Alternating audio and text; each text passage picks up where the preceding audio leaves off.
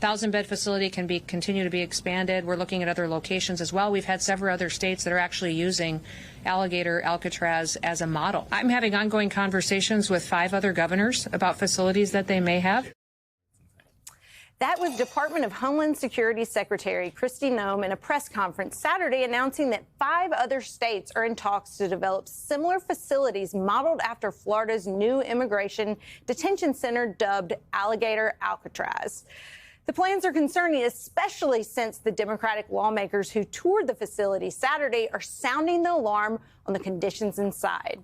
One of those representatives joined us earlier to share what she saw firsthand.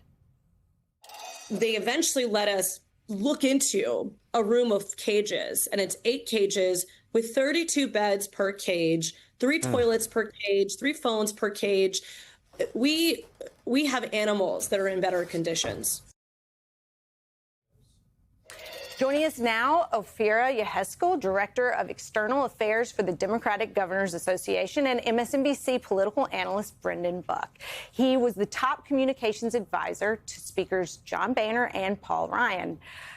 Okay, where to start here? So it's a model that needs to be replicated around the country, I guess. Well, it is a problem that needs to be solved around the country, and I think we should be honest about that. One of the problems we've had in our immigration system for a long time is that we do not have the resources to address all of the people that are here. And Congress has failed to provide resources for that for a while, and that's why now they've resourced it. Now they've resourced it. I don't know if this is in environmentally, tenuous places like the Everglades. There is not a glamorous side to the problem that we have in this country, and I think that there was a long time where we denied that there was a problem in this country. We had people, humanitarian crises at the border for a long time, and that has been solved, and I think we should appreciate that that has been solved. Now, what to do with the millions and millions of people who are here?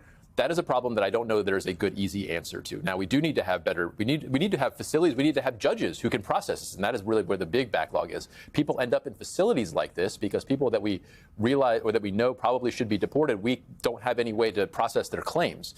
So there's a lot that needs to be fixed here. This is probably not the model, at least, that people are thinking that it should be. But I think it's important to appreciate that there needs to be something done to address what we have here. Brendan, so the shot that we showed in the intro was the secretary yesterday. She was on Meet the Press today talking about this very thing. Listen to what Kristen Welker, the question that she asked in the secretary's answer. And yet your deportation policies are different, and you are finding new facilities, including this one, Alligator Alcatraz, and you say there could be more very quickly. We are looking for more information and how we can get more detention centers. But I would encourage people to self-deport. That is the easiest thing for these families to do, because then you get the chance to come back. Then you get the chance to come back to the United States, and that's exactly what we want, is them to do it the right way. The chance to come back and do it the right way. And yet what we are seeing, Brendan, is people who are literally trying to do it the right way and being snatched by ICE and deported. And I think that's why the president has seen his numbers slipping on what was his best issue politically, immigration. And I think the idea of mass deportation sounds a little better than in practice. And I think what people are seeing across the country, masked people showing up and grabbing people, is not exactly what they pictured when they heard about it. Donald Trump said he was going to be prioritizing criminals and dangerous people. Look, if law enforcement knew where dangerous criminals were, they would have already grabbed them. What they're doing is just these mass sweeps. And I think even Republicans, you've heard prominent Republicans who voted for Donald Trump saying, this isn't exactly what I imagined it was. The rest of the country is seeing that as well. So credit to them for closing down the border. I mean, that problem was serious, as I said, and has been solved, I think. Probably not disconnected from what they're doing here, but they're clearly it's a broken promise of who they're prioritizing, and basically terrorizing a bunch of communities turns off not just immigrant populations, but I think a lot of well-meaning people say this isn't exactly what I had in mind. I was talking to some Democrats this week about kind of what they should be focused on as we head into the midterms, right? Should they be focused on immigration because we've seen how it's kind of tanked Donald Trump's numbers, or should they be focused on the economy? Should they be focused on, the tariffs, the bills the bill that was just passed? When you look at the laundry list, what should Democrats focus on, as you guys? I mean, Brendan talked about broken promises. I think that's a really great story for Democrats to tell. Like a theme. A theme, broken promises, but especially these kitchen table issues. I think people right now are already feeling the betrayal of this Republican budget that is going to claw back health care for vulnerable people in this country Also, they could fund a tax break for the wealthiest people. I think people feel that's a real betrayal. And I think in the midterms and in the elections we have already in Virginia and New Jersey,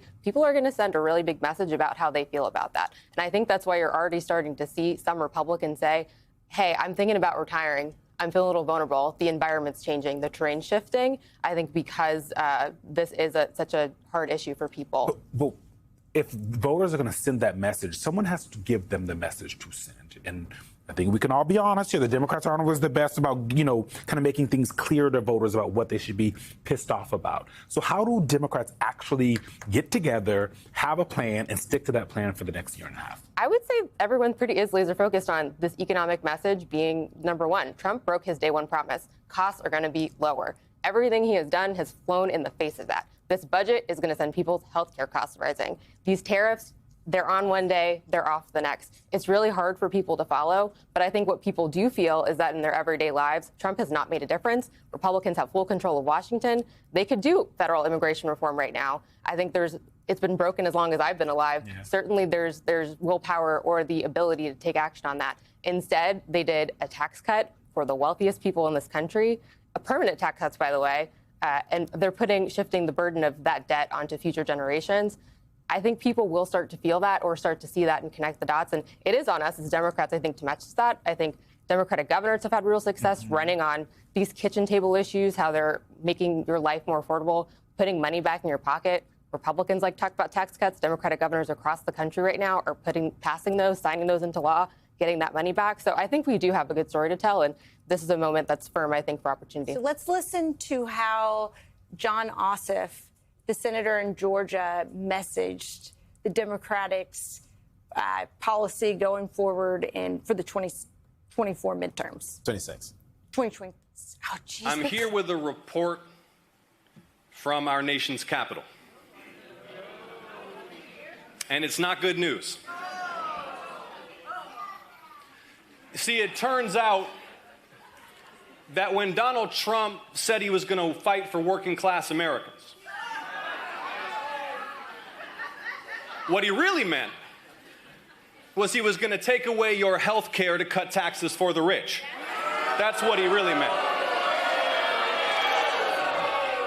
So, Brendan, do you think this is a good strategy to attack Trump in a state that he won? Sure. I mean, look, Jon Ossoff is probably one of the most endangered Democrats in the country, and they need to go on offense there, certainly. Look, I think that's a perfectly fine message. I was maybe just jumping in the conversation we were just having. I think Democrats largely swung and missed on the big bill that Congress just passed because they weren't doing enough of this in the first place. They had protests all around the country, and they're talking about no kings and everything. Nobody was talking about Medicaid at those protests. Nobody was talking about the tax cuts for the rich. Maybe they were to a certain degree. They're about to have another round of these protests around the country, and they're going to focus them on racial justice. I think this is not to say that's not an important issue, but I think they're missing some of this is a situation where you have a party base that is animized by issues that are not the same as what politically are going to have the most juice. Jon Ossoff understands that tax cuts for the rich, cutting Medicaid, those are the issues that Democrats need to run on. If I were giving advice, and I think that's the advice you're giving too, but you have a situation where that's not as necessarily what is animating, at least what I've observed, what the Democratic voter base is excited about. They're going after no kings, the immigration, all of these things. And therefore, Congress was able to just basically pass a bill that was wildly unpopular without a ton of pushback. Ophira? Well, I think there was pushback. Every Democratic governor in the country signed a unanimous letter saying, this is not going to be feasible. You cannot shift these costs onto us in the states. We will not be able to backfill them. And I think people are already starting to see that. And this is a conversation that's happening right now in Virginia and New Jersey. Both the Republican candidates for governor are saying, I'm a big fan of this. I think you should lose your health care. Don't panic. I don't think people want to hear that. And I think we're going to start seeing that backlash sooner than later. We don't have to wait till the midterms for Republicans to get the message here. So I think, what Jon Ossoff said yesterday is the right track. I think that's where we should go as a party. Hold the Republicans and the president accountable for the action they just took. Every single day, we should be singing from the songbook of they took away your health care so they could fund these tax cuts for the wealthiest.